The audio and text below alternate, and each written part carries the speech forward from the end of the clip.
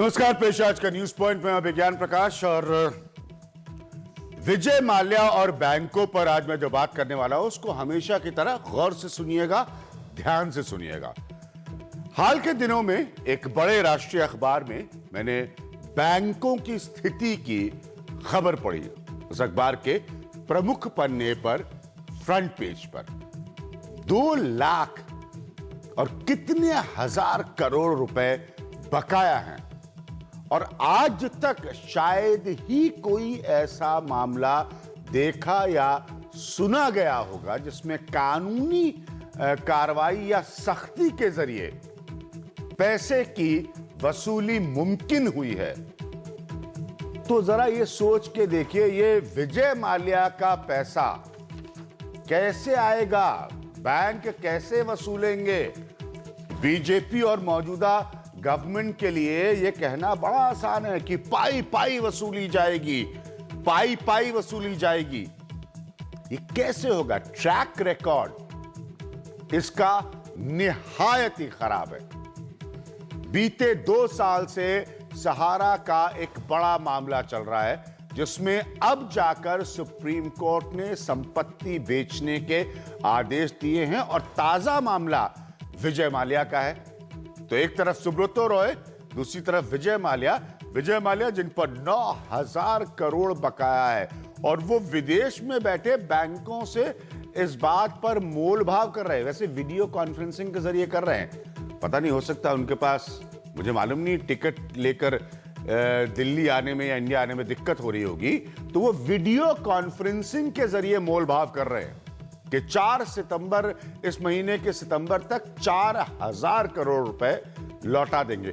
तो वो विजय माल्या साहब वीडियो कॉन्फ्रेंसिंग के जरिए, क्योंकि वो देश अभी आने में, वो देश अभी लौटेंगे नहीं, उन्होंने ऐसा बताया है, ये बैंकों को बता रहे हैं कि भाई सितंबर में दे दूंगा मैं तुम्हारा 9,000 करोड़ रुपए से ज्यादा है ना, तो उसके आधा से कम दे दूंगा मैं सितंबर तक। जरा सोच के देखिए क्या प्री कंडीशन रखी जा रही है। वो बता रहे हैं बैंकों को, बैंक नहीं बता रहे उनको कि इतने समय तक हमको पैसा दे देना।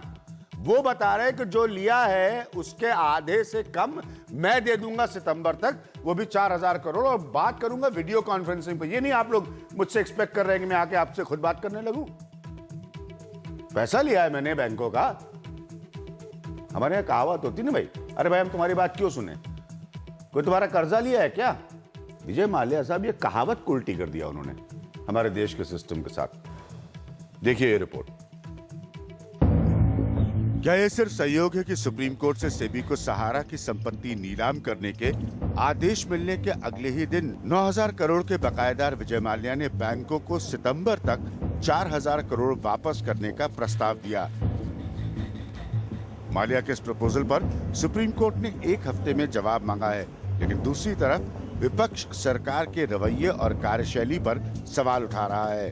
जिन्होंने बैंकों से हजारों हजार करोड़ का कर्ज लिया, उन्हें आपने कैसे भागने दिया? क्या आपका यही तरीका है डिफॉल्टर्स को सजा देने का? लेकिन पैसों की वसूली में सबसे बड़ा पेच ये होता है कि कर्ज लेते वक्त देनदार अपनी संपत्तियों को बढ़ा चढ़ाकर बताते हैं। मिसाल के तौर पर सहारा अपनी जिन 86 संपत्तियों को 40,000 करोड़ का बता रहा है, वो सेबी के मुताबिक महज 15,000 करोड़ की है। कुछ ऐसा ही हाल विजय माल्या के मामले में भी हो सकता है। हालांकि सरकार और पार्टी का दावा है कि वो विजय माल्या से पाई पाई चुकता कर लेगी। एक एक पैसा उसको चुकाना पड़ेगा, नहीं तो उसकी सब संपत्ति बेच दी जाएगी। एक आंकड़े के मुताबिक देश में 18,176 लोग या कंपनी बिल्कुल डिफॉल्टर हैं, जिनके पास कुल 2,35,000 करोड़ रुपए बकाया है। ये सभी 25 लाख और 1 करोड़ से अधिक वाले बकायेदार हैं। आमतौर पर मोटी रकम नहीं चुकाने वालों के खिलाफ कार्रवाई नहीं होती। विजय माल्या के मामले में भी जब सुप्रीम कोर्ट ने पूछा कि वो भारत कब लौट रहे हैं, तो कहा गया कि वीडियो कॉन्फ्रेंसिंग के जरिए बैंकों से बात कर रहे हैं, लिहाजा अभी लौटने की जरूरत नहीं है। तो मेरे साथ अमित गोयल साहब हैं और यूएस भार्गव हैं, जो कि पंजाब नेशनल बैंक के फॉर्मर जनरल मैनेजर हैं।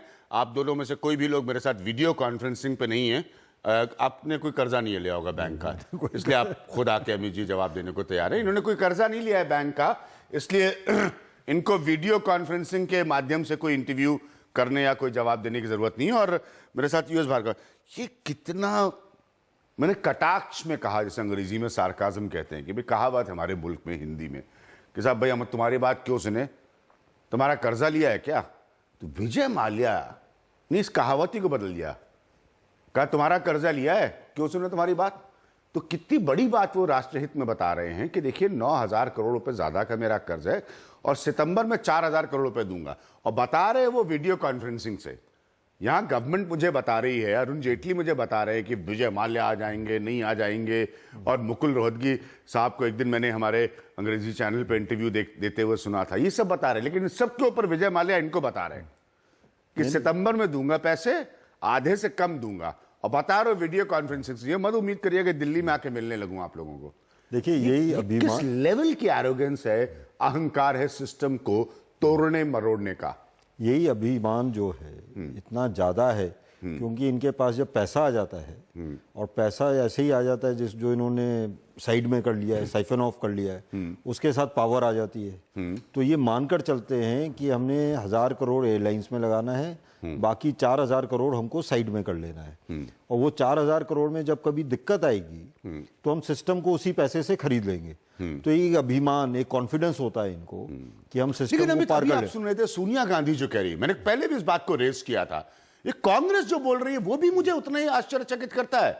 जब एक कंपनी जब अपने ऑन द बैलेंस शीट पर उपलब्ध लॉस में आती है तो कांग्रेस के समय में state bank of India 1,300 crore रुपए देता है, कंसोर्शियम को लीड करता है विजय माल्या के लोन को रिस्ट्रक्चर करने के लिए। और अब सोनिया गांधी खड़े होकर सार्वजनिक सभाओं में कह रही हैं कि जिन्होंने बैंकों का पैसा लिया वो वापस दे। अरे आपके समय में दिया गया ये पैसा। देखिए पॉलिटिकल इंटरफेरेंस के बिना इस तरह के लोन और इतनी लापरवाही से कभी नहीं दिए जाएंगे। अगर ये प्राइवेट सेक्टर होगा तो वो इस तरह से लोन नहीं देगा। लेकिन अब 3 चीजें हैं इसमें पहली चीज देखिए, जो आफ्टर ऑल सिस्टम क्या है, सिस्टम 3 चीजों में करप्टेड है। सबसे बड़ा करप्शन बैंकों का है, यहां से पैसा साइफन ऑफ होता है, जिसमें पॉलिटिकल इंडस्ट्रियलिस्ट और बैंक वाले कनाइव करके जहां 5,000 करोड़ रकम की जरूरत होती है प्लांट लगाने के लिए 10,000 करोड़ लेते हैं और उस पैसे को गायब कर देते हैं। दूसरा सबसे बड़ा करप्शन का जो अड्डा समझिए आप और सबसे मुद्दा है वो है लैंड का। उसमें पॉलिटिकल ब्यूरोक्रेसी और लैंड ओनर्स, उनको जो अलॉटमेंट्स के आपने किस्से सुने होंगे, ये सबसे बड़ा। और तीसरा सबसे बड़ा है क्रिमिनल्स के साथ जो इनकी मिली भगत होती है पॉलिटिशियंस की। तो पॉलिटिशियन का हाथ, चाहे किसी की सरकार हो, कोई प्रधानमंत्री हो, ऑनेस्ट या डिसऑनेस्ट, बिना पॉलिटिशियन के सैंक्शन के बिना इतनी लापरवाही से पैसा कभी नहीं दिया। मैं अमित गोयल के पॉइंट में एक पॉइंट जोड़ना चाहूंगा, क्योंकि मुझे कई बार कुछ लोगों ने पूछा है तो आज उसका जवाब दे दूं। सीधा और कड़वा जवाब है कि भारत सरकार के वित्त मंत्रालय के बैंकिंग हिस्से में, यानी कि बैंकिंग डिपार्टमेंट में एक पोजीशन होती है जॉइंट सेक्रेटरी बैंकिंग की, और वो कई अलग अलग बोर्ड्स में होता है हमारे राष्ट्रीयकृत नेशनलाइज्ड बैंक के, जिसका काम होता है देखना कि क्या ये बोर्ड, क्योंकि इस तरह के या इस आकार प्रकार के लोन तो इंडिविजुअली सैंक्शन होते नहीं है, जिसका काम होता है। तो जब कांग्रेस इस मसले को उठा रही है, बीजेपी तो अभी भाषण दे रही है कि एक एक पाई आ जाएगी विजय माल्या की, और कांग्रेस ये मसले को उठा रही है, करे वो पैसा लेके भाग गए। अपने सिस्टम को तो पलट के देखिए कि आपके जो उस समय के वित्त मंत्रालय के अधिकारी थे, जिनका काम था इन बैंक्स में अगर कोई इस तरह की घटना हो रही है उसको रिव्यू करना, उन्होंने क्या किया ये तो पूछिए, उन्होंने क्या किया। मेरे साथ यूएस भार्गव साहब मौजूद है, हम कोशिश कर रहे हैं उनके पास जाने की। बैंकिंग पर मैं एक बड़े अखबार की स्टोरी हाल में पढ़ रहा था और उसने बताया कि कैसे छोटे भी अगर लोग हैं 25 लाख रुपए या 1 करोड़ वाले, उनके खिलाफ भी रिकवरी कैसे नहीं हो पाती, और बड़ों के वालों के खिलाफ तो रिकवरी का प्रतिशत तकरीबन नगण्य है, नेग्लिजिबल है।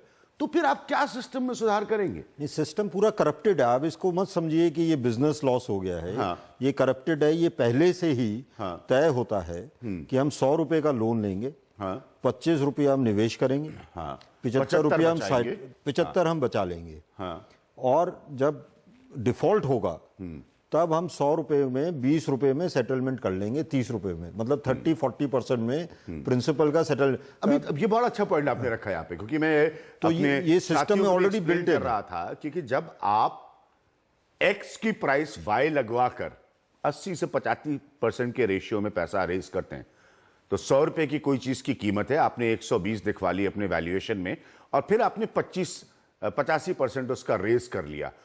उस ओरिजिनल वैल्यूएशन से आज की जो कीमत है वो 60% पे आ गई, तो 60% का नुकसान तो वैसे ही हो चुका है। बिल्कुल, ये तो ओवर वैल्यूएशन एक होता ही है। हाँ। दूसरा, जिसका वैल्यूएशन नहीं होना चाहिए वो होता है। जैसे किंगफिशर ने अपना ब्रांड गिरवी रखा हुआ है। हाँ। लेकिन आप ये समझिए इस बात को, जब आप डिफॉल्ट करेंगे तो ब्रांड की तो कोई वैल्यू नहीं रह जाएगी। 2012 में जब किंगफिशर एयरलाइन ग्राउंडेड हो गई, यानी कि किंगफिशर एयरलाइन हवाई जहाज उड़ाना उसने बंद कर दिया, तब उसकी रिस्ट्रक्चरिंग हुई है। नहीं, बिल्कुल, ये तो किसी भी लॉजिक से नहीं समझाया जा सकता। विजय माल्या का केस हाँ। इसलिए मीडिया में ज्यादा आ गया है और इतनी नजरों में आ गया है क्योंकि विजय माल्या भाग गए। अगर आप 25-30 साल का इतिहास देख लें, ये बैंकों में हमेशा होता है।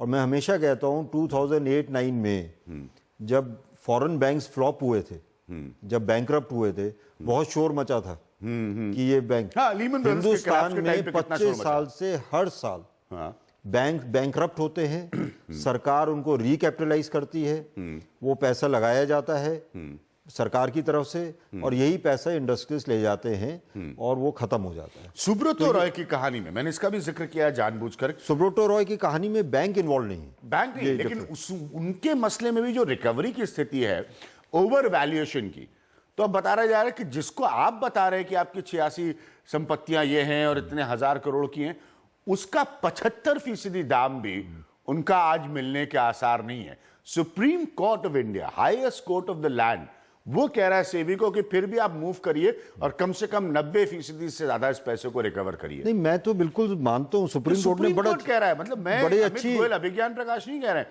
कोर्ट कह रहा है आप सेबी को कि आप लाइए तो पैसा, अब क्या करें। देखिए, आपने अगर डिफॉल्ट किया अभिज्ञान जी, हाँ, आपकी कीमत जो भी हो, आपके मकान की या दुकान की या गाड़ी की जी, वो बैंक उठाकर ले जाएगा, हाँ, ये और बेच देगा, चाहे जितना भी रिकवरी हो। हाँ। लेकिन इसमें सबसे बड़ी अलार्मिंग बात यह है हाँ। कि 2012 में रिस्ट्रक्चर किया गया, 2 साल से सुब्रतो रॉय जेल में है, एक भी प्रॉपर्टी जो इनकी अभी तक बेची गई हो, इनको ये तो आपको फील कराना चाहिए कि आपकी प्रॉपर्टी है, मौने पौने रकम में बेच देंगे, लेकिन हम आपकी प्रॉपर्टी जब्त करेंगे और बेचेंगे, ताकि अब उनका तो बैंकों का पैसा तो मर गया, एयरलाइन में वो डूब गया, वो कभी इनको पूरा रिकवर होने वाला नहीं है। मुझे नहीं मालूम है विजय माल्या ये कौन सी लिस्ट से बता रहे हैं कि 4000 करोड़ ये सितंबर तक दे देंगे। वो भी तो देने का जितना बनता है उसका आधे से कम है, आधे से कम और है, एहसान शुदा तरीके से विजय माल्या दे रहे हैं। मतलब विजय माल्या बता ऐसे रहे कि भाई शांति रखो, कर्जा ही लिया है ना, क्यों पीछे पड़े हो। जो अभी तक सुब्रतो रॉय 2 साल में नहीं कर पाए, विजय माल्या कह रहे हैं कि सितंबर तक 4-5 महीने वीडियो कॉन्फ्रेंसिंग से। भार्गव साहब, क्या आप एक फॉर्मर जनरल मैनेजर होते हुए नेशनलाइज बैंक के, क्या आप हमारे मुल्क के बैंकिंग सिस्टम पर शर्मसार नहीं महसूस करते, एम्बैरेस नहीं महसूस करते? देखिए, मैं ये कहना चाहूंगा कि आज भी जैसे एक और केस के अंदर सुप्रीम कोर्ट ने भी ये कहा है जी कि आपको एक बार एकदम बड़े क्लियरली ये इस्टेब्लिश करना है कि किन मामलों के अंदर जेन्युइन रीजंस की वजह से डिफॉल्ट हो रहा है। और मैं यदि किंगफिशर के बारे में भी बात करूं तो यदि मैं आपको पीछे ले जाता हूं तो मैं आपको ध्यान दिलाना चाहूंगा कि 2010 में जबकि इनको एडिशनल फंडिंग की गई थी, उस वक्त सारी एयरलाइंस की स्थिति बहुत अच्छी नहीं थी, और जो आपके ऑयल के प्राइसेस थे वो स्काई रॉकेट हो रहे थे।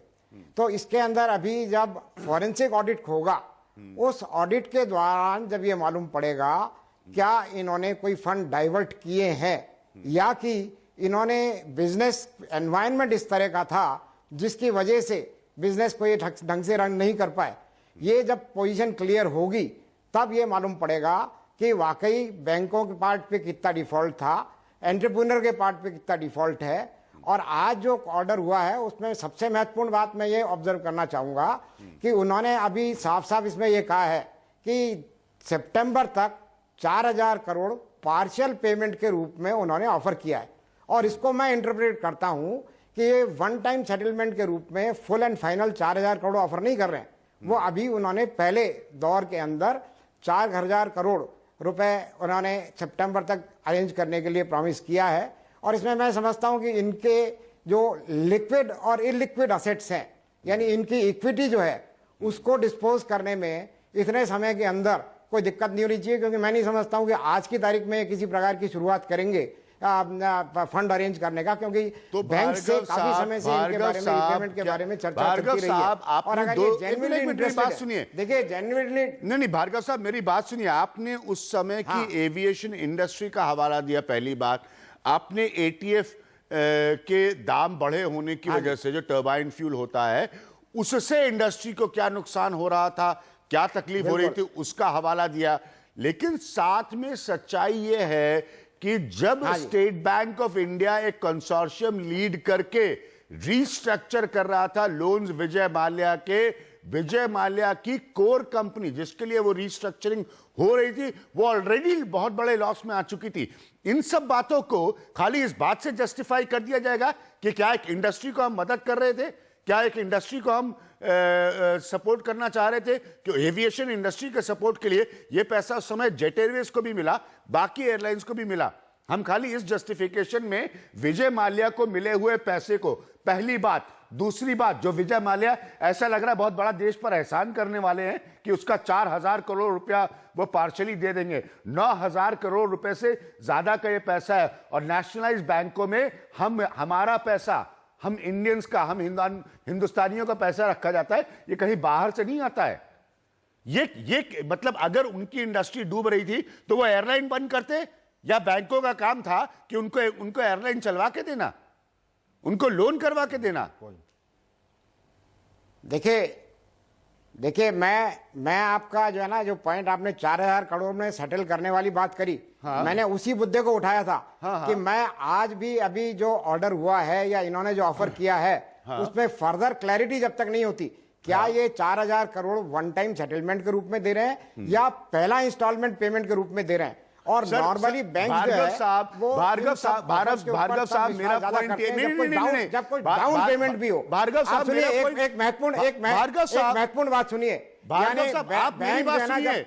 मेरा पॉइंट यह है कि किसी विजय माल्या का अगर लोन इस मुल्क के बैंकों का 9000 करोड़ रुपए से ज्यादा का हो, यह बहस ही क्यों हो कि क्या 4000 करोड़ वन टाइम सेटलमेंट है। Government of India, finance minister of India, ये दोनों ऑन रिकॉर्ड है सेइंग कि एक पाई विजय माल्या से वसूली जाएगी, तो वो पाई 9000 करोड़ रुपए प्लस की बनती है। बहस हो ही नहीं सकती इस बात पर कि क्या 4000 करोड़ रुपए वन टाइम सेटलमेंट है।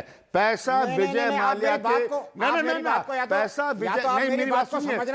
विजय माल्या के कर्ज का 9000 करोड़ रुपए सर, 4000 करोड़ रुपए नहीं है। और भारत सरकार ने मुझे भरोसा दिलाया है, या देश को भरोसा दिलाया सर, आप मेरी बात तो सुनिए, आप अपनी बात ही बोले जा रहे हैं, आप मेरी बात मिलेगी। हाँ बोलिए, इसी पे क्वेश्चन मार्क लगा रहा हूं कि क्या उनका 4000 करोड़ का वन टाइम सेटलमेंट का ऑफर है या पहला इंस्टॉलमेंट है, और उन्हें इसके बाद बाकी पैसा जमा करने के लिए कुछ और समय की जरूरत होगी।